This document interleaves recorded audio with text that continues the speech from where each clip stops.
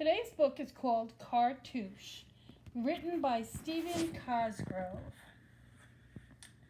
A time or two ago, in a country corner of the forest, lived a dozen or so small creatures called furry Eifels. The Eifels were chubby little animals covered from head to toe with long fuzzy fur and two of the largest eyes you have ever seen. All day long, they would walk along the many trails of the forest with their wide eyes open, looking for beautiful things to see. Sometimes they would stop for hours and hours just to gaze at a mountain bathed in a morning sunshine.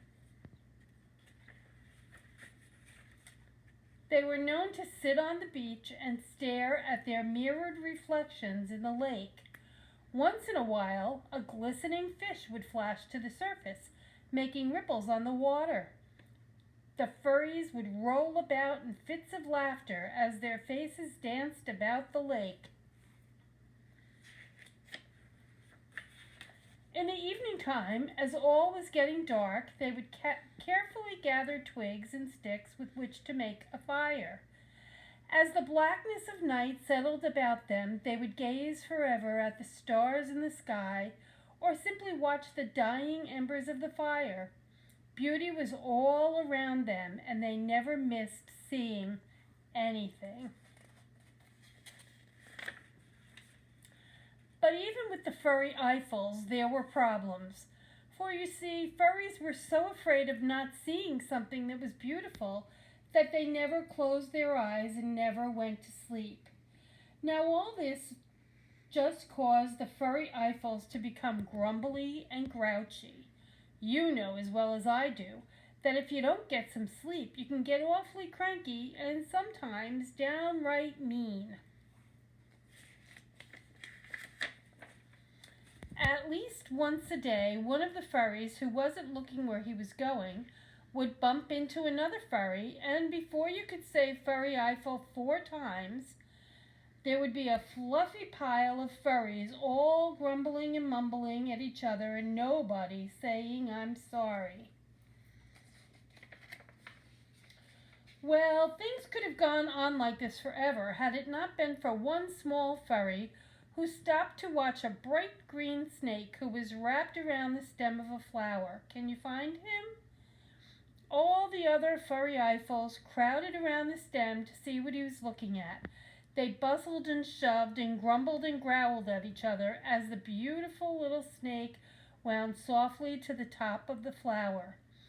"Who's there?" he asked quietly as his tongue flicked gently about and tasted the air. "Would you look at that?" said one of the furries. "That snake is blind, for he has no eyes with which to see." Words of pity rang out from the furry Eifels. "He's blind, he can't see. And oh, you poor, poor snake." "Well," said the snake, "my name is Kartusch, and I would hardly call myself poor." "But you must be poor," one of the furries said, "for you cannot see all the riches of the beautiful forest." "Ah," said Kartusch, "beauty is not just in seeing things. It's also in touching and feeling and hearing things." And with that, Kartusch listened very quietly and heard the beautiful forest growing in the warm spring air. Well, the furry Eifels were not to be outdone by a green snake, so they began listening very hard to hear this beauty, but once again somebody slipped, or maybe he was pushed, and the grumbling and mumbling started all over again. Kartusch listened around and then laughingly said, "You call me poor, for I cannot see. Yet you must be poorer, for you cannot hear." "Oh, yes, we can," they said. "Just listen to this." And with that they tried with all their might to listen to the beauty around them, but somebody coughed, somebody sneezed, and then somebody banged somebody on the knees. And then everybody started grumbling and mumbling again. no use," said one of the furries. "We'll never be able to listen. None of us gets any sleep because we're afraid we might miss something beautiful. And because we don't get any sleep, we're always grumbly. And because we're grumbly, we'll never get to hear anything beautiful." Kartusch smiled a secret smile and slid down the flower to the grass below and wound himself up on a tall mushroom. "Gather around," he whispered, "and I shall teach you how to listen."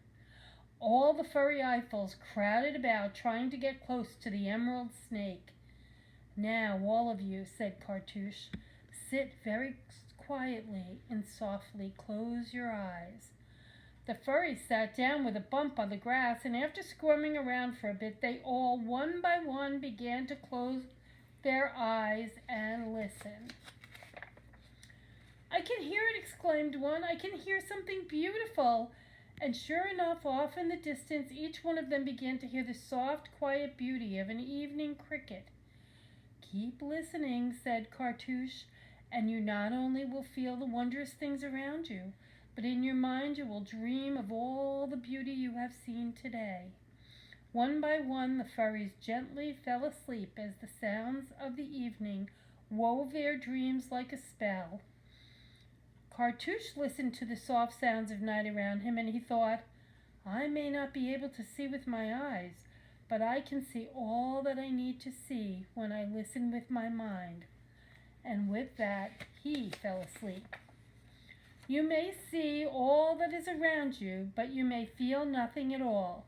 So try and close your eyes tight and listen to the nighttime fall.